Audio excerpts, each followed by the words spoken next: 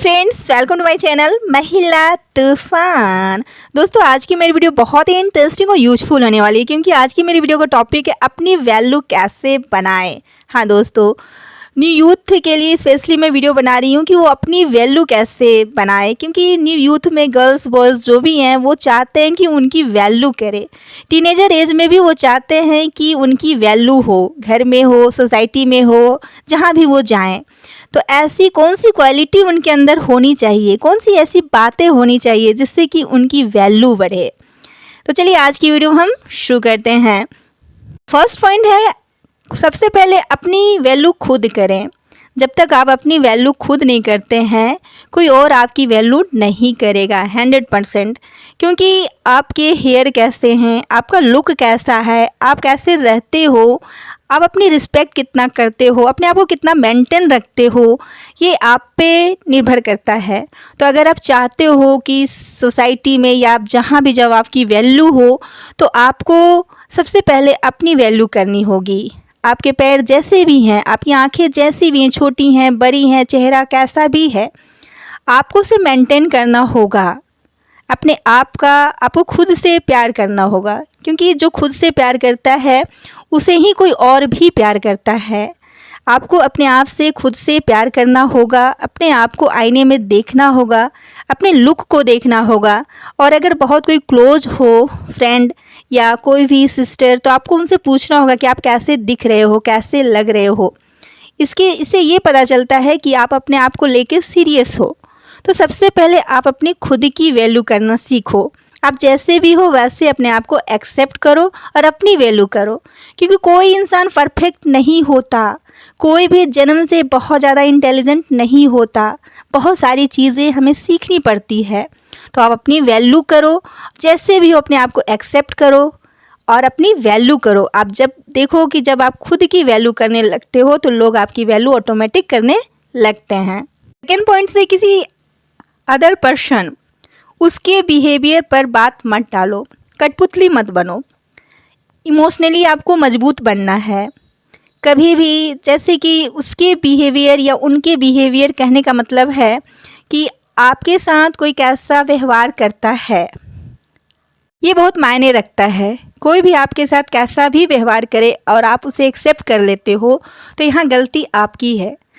अगर आपके से कोई अच्छा व्यवहार नहीं करता है तो आपको वहाँ एक्सेप्ट नहीं करना है, उसे इग्नोर करना है। तो ये चीज़ें आपके अंदर होनी चाहिए।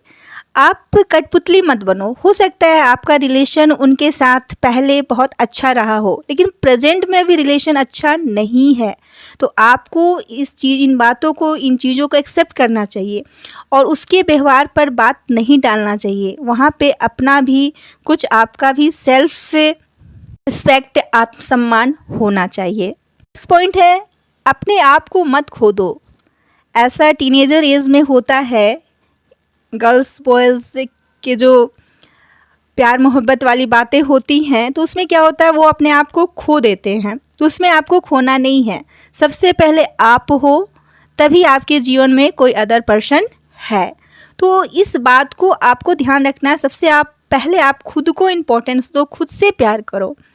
तो अपने आप को कभी खोने मत दो, नज़रअंदाज कहीं मत करो। और कभी भी आपको प्यार के लिए भीख मांगने की ज़रूरत नहीं है। प्यार जो है, ये रिस्पेक्ट जो है, वो मांगने से नहीं मिलता है, वो ऑटोमेटिक मिलना चाहिए आपको। तो आप अपनी वैल्यू खुद करो, अपनी टाइम की वैल्यू करो। और जैसे कि रिलेशनशिप में पहले आपका रिलेशन बहुत अच्छा था, अभी गड़बड़ चल रहा है, रिस्पेक्ट नहीं मिल रहा है, तो प्रेजेंट में आप सतर्क हो जाओ, खुद को फाइंड करो और वैसे रिश्ते की चैन से बाहर आओ, तोड़ो उसे और निकलो और फिर अपनी लाइफ में नई शुरुआत करो। बहुत लोग डरते हैं कि फैमिली में भी कोई क्लोज रिलेशनशिप में है या प्यार में हो, तो सोचते हो कि उसके जाने के बाद मेरा क्या होगा। कुछ नहीं होगा। सबसे पहले आप अपनी फ़िक्र करो, आपका कुछ नहीं होगा। नया रास्ता, नई मंजिलें तलाशो और जीवन में आगे बढ़ो। 4 पॉइंट से, भीड़ से अलग चलो। ऐसा होता है कि जो फेलियर होते हैं वही इतिहास रचते हैं। कुछ ऐसा कर गुजरते हैं जो भीड़ से अलग चलते हैं, तो ऐसी उनमें क्या ख़ास बात होती है। तो कभी भी हमें भीड़ से अलग ही चलने की सोचनी चाहिए। भीड़ में चलकर हम दूसरे जो कर रहे हैं वही हम करेंगे, लेकिन अगर हम फेलियर हैं तो समझिए आपको एक नया रास्ता मिलता है। आपको पहले ही पता हो जाता है कि आप जॉब के लिए नहीं बने हो। आपको अब लाइफ में कुछ करने के लिए, आगे बढ़ने के लिए, ग्रो करने के लिए कुछ करना होगा। तो क्या करना होगा, इस क्वेश्चन को अपने आप से पूछना होगा। क्योंकि अक्सर हम देखते हैं कि जो फेलियर हैं वही कुछ ऐसा काम करते हैं, जैसे यूट्यूब स्टार्ट कैसे हुआ, 3 फेलियर मिलकर ही यूट्यूब बनाए हैं। और आज यूट्यूब एक ऐसा प्लेटफॉर्म है जिससे लाखों करोड़ों लोग जुड़े हुए हैं, इनकम कर रहे हैं, कुछ सीख रहे हैं। तो भीड़ से अलग चलो। हर इंसान में कोई ना कोई जज्बा होता है, कोई ना कोई जुनून होता है, कोई ना कोई कार्य करने की क्षमता होती है। तो अपने आप को कभी कम मत आंको। आप जैसे भी हो वैसे अच्छे हो, आप सब कुछ कर सकते हो, ऐसा हौसला आपके अंदर होना चाहिए। स्पेशली गर्ल्स के अंदर ये बातें होनी चाहिए कि तुम कमज़ोर नहीं हो, तुम भी हर चीज़ कर सकती हो जो तुम चाहो। तो ऐसे हौसले के साथ तुम भीड़ से अलग चलो। आप किसान की बेटी हो, मज़दूर की बेटी हो, आपकी हालात कैसे भी ये मायने नहीं रखते हैं। फेलियर ही इतिहास रचते हैं। तो अपने आप को कभी कम मत समझो, भीड़ से अलग चलो। 5 पॉइंट से सामने वाले के पॉइंट ऑफ व्यू को समझें। अक्सर टीनेजर एज में ऐसा होता है कि हम अपनी मनमानी करते हैं, अपनी ही बातें सुनते हैं, हमें जो सही लगता है वही हम करते हैं। तो ऐसा नहीं करना है। अगर आपके पेरेंट्स कुछ बोलते हैं आपको तो आपके भले के लिए बोलते हैं। तो जब भी आपके पेरेंट्स से आप पे गुस्सा करते हैं या 2 बातें सुनाते हैं, कुछ कहते हैं, स्कूटी धीरे चलाने के लिए कहते हैं, रात में घर जल्दी आने के लिए कहते हैं, टाइम पास नहीं करने के लिए कहते हैं, तो उनकी भी सुन लो। क्यों? क्योंकि सामने वाले आपके जो पेरेंट्स हैं या आपके रिलेटिव कोई भी बड़े हैं आपसे या दोस्त भी है, तो उनके पॉइंट ऑफ व्यू से सोचो कि वो क्यों ऐसा कह रहे हैं। उनके पास एक्सपीरियंस है, उन्होंने अपने लाइफ को जिया है, एक्सपीरियंस किया है, सीखा है कि उन्होंने टाइम को बर्बाद किया तो आज वो क्या कर रहे हैं। अगर वो अपने समय में टाइम का यूज करते तो आज वो कहाँ होते। तो उन्होंने अपने लाइफ में एक्सपीरियंस किया, रियल में जीवन को जिया है, इसलिए वो नहीं चाहते कि आप उनके बच्चे हैं तो आपको कोई परेशानी हो। तो इन सभी बातों को आपको समझना है। आपको कोई कुछ कहे तो उनके पॉइंट ऑफ व्यू से भी सोचना है, समझना है, तब आपकी रियल में वैल्यू होगी। आपकी फैमिली, सोसाइटी में समझेंगे कि आप एक समझदार बच्चे हो, आप समझते हो बातों को। तो इस तरह से आपको दूसरे के पॉइंट ऑफ व्यू से भी सोचना है, उन्हें भी सुनना है। सिर्फ मैं अपनी बात नहीं करनी है, दूसरों की बातों को भी समझना है और सुनना है। 6 पॉइंट है कि कोई भी काम को करने में सिर्फ ये सोचना है कि 15 मिनट लगेगा, तुरंत हो जाएगा। इससे क्या होता है कि हमारा जो माइंड होता है उस काम को करने के लिए एग्री हो जाता है और वो काम तुरंत हो भी जाता है। लेकिन अगर हम सोचेंगे कि इस काम को करने में बहुत ज़्यादा टाइम लगेगा तो काम कभी स्टार्ट ही नहीं होगा। तो इसलिए अपना माइंडसेट, आप प्रैक्टिकल माइंडसेट सेट करो कि काम जो है वो सिर्फ 15 मिनट में हो जाएगा, तुरंत हो जाएगा। तो आपकी वैल्यू ऑटोमेटिक होने लगेगी, क्योंकि आप काम को अहमियत दोगे और सोचोगे, माइंड में पहले से ही फिक्स रहेगा काम जल्दी हो जाएगा। तो ऐसा सोचना ही आपका 50% वर्क जो है वो हो जाता है।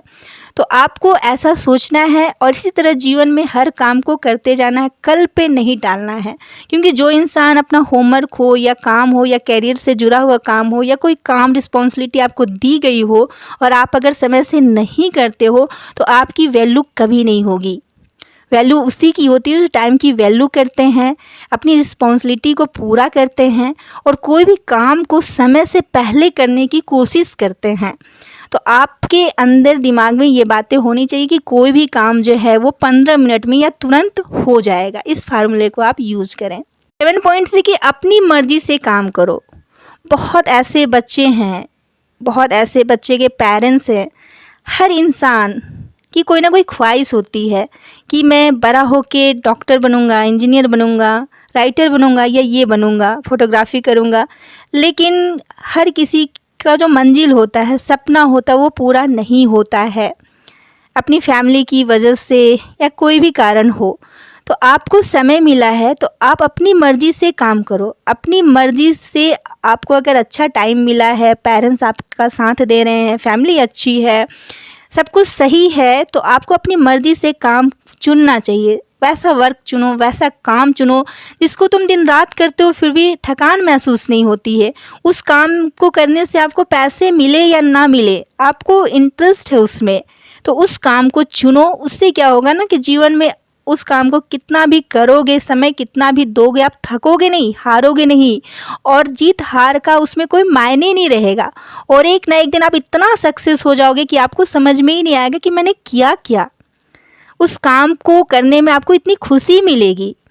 तो आपको ऐसा काम, ऐसा लक्ष्य चुनना चाहिए, क्योंकि अभी आप यंग एज में हो, आप चुन सकते हो, बहुत सारे काम को ट्राई कर सकते हो। उसमें जो काम आपको अच्छा लगता है उसी काम को अपना कैरियर बनाओ।